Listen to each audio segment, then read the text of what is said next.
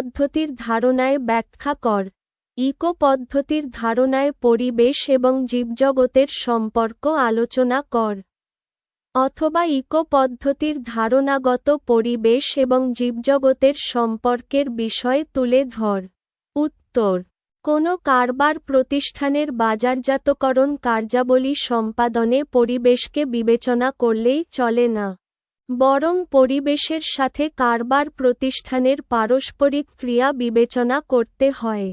কারণ কারবার প্রতিষ্ঠানের পরিবেশ প্রতিনিয়ত পরিবর্তনশীল এবং এ পরিবর্তন সুযোগ, অপরচুনিটি, হুমকির, থ্রেট সৃষ্টি করে।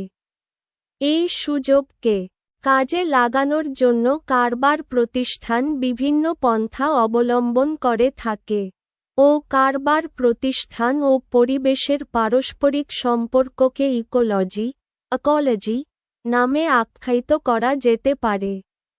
জীবজগৎ এবং পরিবেশের পরস্পর নির্ভরশীল সম্পর্ককে ইকো পদ্ধতি বলা হয়ে থাকে।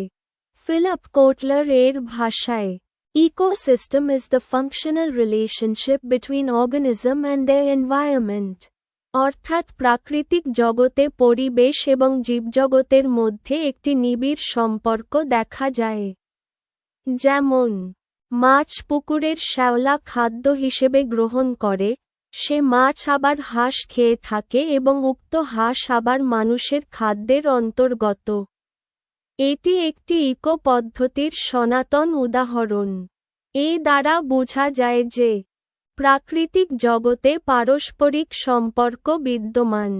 এই পারস্পরিক সম্পর্কের অভাবে মানুষের জীবনযাত্রা অনেকাংশে ব্যাহত হতে পারে।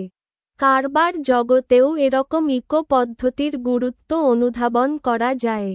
পারস্পরিক নির্ভরশীল সম্পর্ক ছাড়া ব্যবসায় জগৎ সুষ্ঠুভাবে চলতে পারে না। যেমন, বাংলাদেশে উৎপাদিত তিতাস গ্যাসের বহুবিধ ব্যবহার রয়েছে। এটা একদিকে যেমন কলকারখানায় মুক্তি হিসেবে ব্যবহার হয়, তেমনি আবাসিক গৃহ যানবাহনে জ্বালানি হিসেবে, কারখানায় কাঁচামাল হিসেবে এবং বিদ্যুৎ উৎপাদনে শক্তি হিসেবে ব্যবহৃত হয়। সুতরাং দেখা যাচ্ছে যে যদি এই গ্যাসকে সুষ্ঠুভাবে সমন্বিত করা না যেত তাহলে কারবার জগতের বহুবিধ দিকই অসুবিধার সম্মুখীন হতো।